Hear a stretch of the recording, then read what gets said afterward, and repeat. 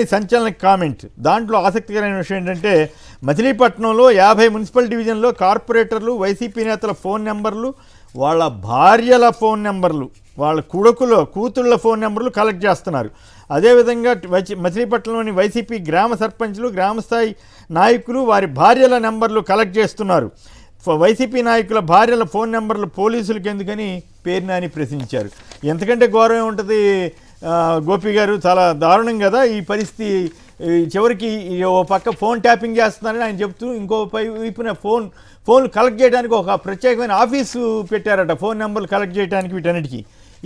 దీని మీద మీరేమంటారు గోపి గారు?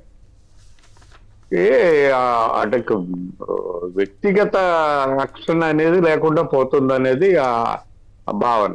అంటే భార్యల వరకు ఎందుకు వెళ్తున్నారు? నాయకులు అయితే ఉన్నారు, నాయకులు నిఘా పెట్టుకోదలుచుకుంటే పెట్టుకోవచ్చు, అందులో ఎవరు తప్పు పట్టరు. ఒక రాజకీయ పార్టీగా నువ్వు ప్రత్యర్థి పార్టీ పైన నిఘా పెట్టుకోదలుచుకుంటే, ప్రత్యర్థి పార్టీ నాయకుల పైన నిఘా పెట్టుకోదలుచుకుంటే రాజకీయ పార్టీగా దాన్ని అనుమతిస్తారు, సమతే.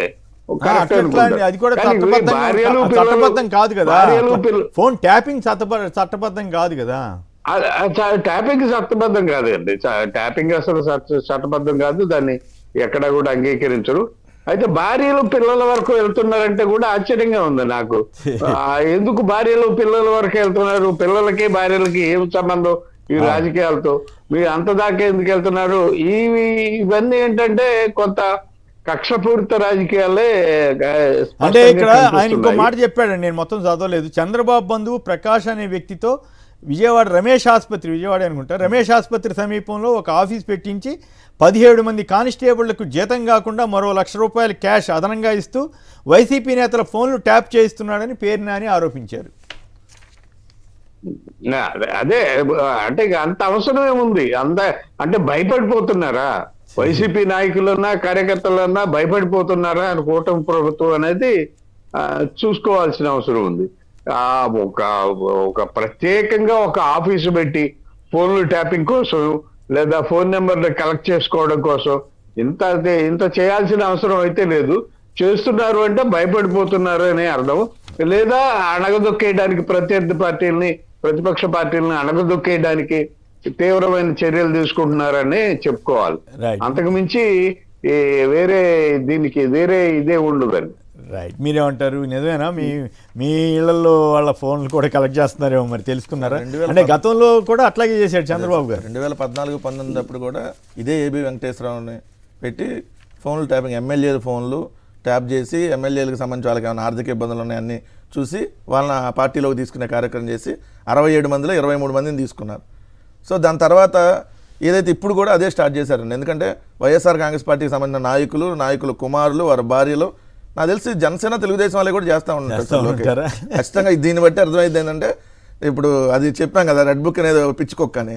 సో అది ఎవరి మీదకైనా ప్రయోగిస్తారు. రెడ్ బుక్ ని పిచ్చి కుక్కగా బాగా పాపులర్ చేసినట్టు పిచ్చి కుక్కే కదా సార్. ఇప్పుడు పిచ్చి కుక్క అది ఎవరినైనా కలిసింది. ఇప్పుడు ఎప్పుడైతే తెలుగుదేశం పార్టీలో లోకేష్ కానీ ఎవరైనా సపోర్ట్ చేయకపోతే, ఇప్పుడు వల్లభనేని వంశీ ఇష్యూ అదే కదా. వల్లభనేని వంశీ ఇష్యూ ఫస్ట్ ఏంటి? తెలుగుదేశం పార్టీలో అతను లోకేష్ వర్గంగా కాకుండా జూనియర్ ఎన్టీఆర్ వర్గంగా ఉన్నాడు, హరికృష్ణ గారితో ఉన్నాడు అనే దాని మీద వాళ్ళ భార్య మీద కూడా తప్పుడు పోస్టులు పెట్టించారు. ఏదైతే వల్లభనేని వంశీ గారి భార్య మీద కూడా.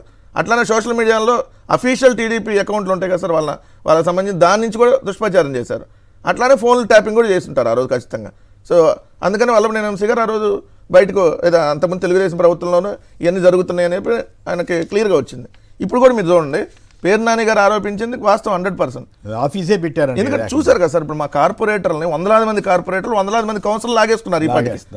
అంటే వాళ్ళ ఫోన్లు ట్యాప్ చేసి ఇదిగో వాళ్ళకి ఏమైనా ఇబ్బందులు ఉంటే ఇమీడియట్గా నీకు 10 లక్షలు ఇస్తాను వస్తావా లేదా, వాళ్ళకి ఏమి ఇబ్బందులు లేవనుకోండి బెదిరించడం, అప్పుడు కూడా రావట్లేదు అనుకోండి బుల్డోజర్లు పెట్టి కూల్ చేయడం, అప్పుడు కూడా రాకపోతే కిడ్నాప్ చేయడం. అందుకే సార్ రాజకీయంగా వాళ్ళ పార్టీలోకి తీసుకోవడానికి లేదు ఇంకేదన్నా వాళ్ళ పర్సనల్ సంబంధించి ఉంటే దాన్ని అడ్డం పెట్టుకొని వాళ్ళని టార్గెట్ చేయడానికి.